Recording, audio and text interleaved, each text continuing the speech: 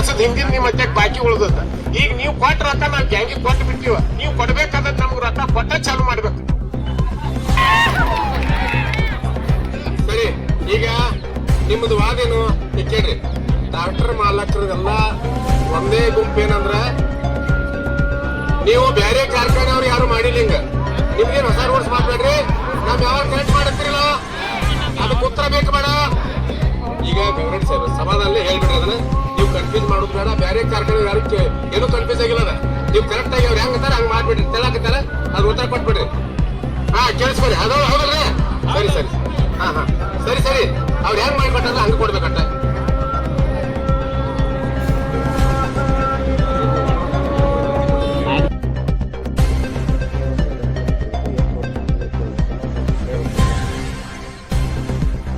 ಎಲ್ಲ ರೈತರಿಗೆ ನಮಸ್ಕಾರ. ಈಗೇನು ಈ ಭಾಗದ ಬಾಗಲಕೋಟೆ ಜಿಲ್ಲೆಯಲ್ಲಿ ಎಲ್ಲ ಹಳೆ ಬಾಕಿಯನ್ನು ಕೊಡಬೇಕಾದಂಥ ಕಾರ್ಖಾನೆಗಳು ಏನು ರೈತರು ಇವತ್ತು ಪ್ರತಿಭಟನೆ ಮಾಡಾಕತ್ತೀವಿ. ಹಳೆ ಬಾಕಿ ಅಂದ್ರೆ 18-19 ಸಾಲಿಂದು 175 ರೂಪಾಯಿ ನಿರಾಣಿ ಶುಗರ್ಸ್ದಲ್ಲಿ ಉಳಿದತಕ್ಕಂಥದ್ದು. ಆಮೇಲೆ 21-22 ಸಾಲಿಂದು 62 ರೂಪಾಯಿ ಕಾರ್ಖಾನೆಗಳು ಕೊಡಬೇಕಾದಂಥದ್ದು.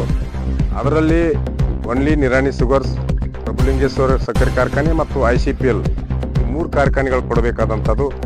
ಆಮೇಲೆ ಇನ್ನೊಂದು 3ನೇ ಪಾಯಿಂಟ್ ಏನಂದರೆ, ಕಟಾವು ಮತ್ತು ಸಾಗಾಣಿಕೆ ಮಾಡುವಂಥ ಟ್ರಾಕ್ಟರ್ ಮಾಲಕರುಗಳಿಗೆ ಅವರಿಗೆ 114 ರೂಪಾಯಿ ಮಹಾರಾಷ್ಟ್ರ ಗ್ಯಾಂಗ್ಗಳಿಗೆ ಕೊಟ್ಟಿದ್ರು.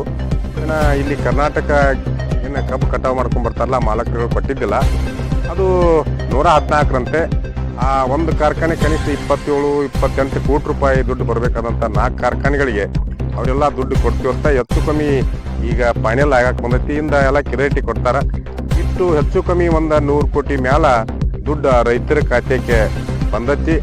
ಇದಕ್ಕೆಲ್ಲ ಕಾರಣ ಈ ನಾಡಿನ ಸಮಸ್ತ ರೈತ ಹೋರಾಟಗಾರರೇ ಇದಕ್ಕೆಲ್ಲ ಮೂಲ ಕಾರಣ. ಪ್ರತಿಯೊಬ್ಬ ರೈತ ನಾಯಕರ ಅಂತೇಳಿ ಅಲ್ಲ, ಪ್ರತಿಯೊಬ್ಬ ರೈತನು ಕೂಡ ಇದಕ್ಕೆ ಕಾರ್ಯಕ್ರಮಕ್ಕೆ ಬಹಳ ಯಶಸ್ವಿಯಾಗಿ ರೈತರ ಖಾತೆಗೆ ದುಡ್ಡು ಬರಬೇಕಾದ್ರೆ ಹಳೆ ಬಾಕಿಯನ್ನ ರೈತರ ಪಾತ್ರ ಬಹಳ ದೊಡ್ಡದು.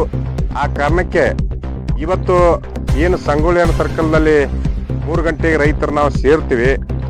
ರೈತರು ಸೇರುವಂತ ವಿಷಯ ಏನಂದ್ರೆ, ಈ ವರ್ಷ ಏನು ಹಳೆ ಬಾಕಿಯನ್ನು ವಸೂಲಿ ಮಾಡ್ಕೊಂಡಿವೋ ಇದೊಂದು ಕಾರ್ಯಕ್ರಮ.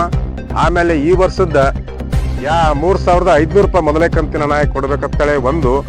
ಆಮೇಲೆ ಹೋದ ವರ್ಷದ 2ನೇ ಕಂತಿನ ಹಣ 500 ರೂಪಾಯಿ ಕೊಡ್ಬೇಕಂತನ್ನುವಂತ ಒಂದು ಘೋಷಣೆ ಐತಿ.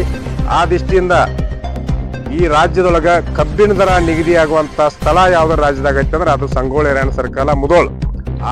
ಏನು ಮುಧೋಳ ಸಂಗೊಳ್ಳಿ ರಾಯಣ್ಣ ಸರ್ಕಲ್ನಲ್ಲಿ ಇವತ್ತು 3 ಗಂಟೆಗೆ ನಾವು ಏನು 50,000 ಜನ ಹೆಚ್ಚು ಸಂಖ್ಯೆ ರೈತ ಕಬ್ಬು ಬೆಳೆಗಾರರು ಸೇರ್ಬೇಕನ್ನುವಂತ ಉದ್ದೇಶ ಇಟ್ಕೊಂಡು ಕಾರ್ಯಕ್ರಮ ಮಾಡಾಕತ್ತೀವಿ.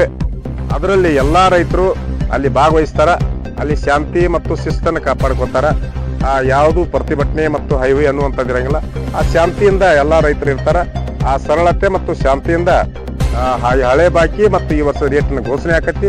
ಹೆಚ್ಚಿನ ಸಂಖ್ಯೆ ರೈತರು ಅದರಲ್ಲಿ ಪಾಲ್ಗೊಳ್ಬೇಕಂತ ಎಲ್ಲ ರೈತರಿಗೆ ನಮಸ್ಕಾರ.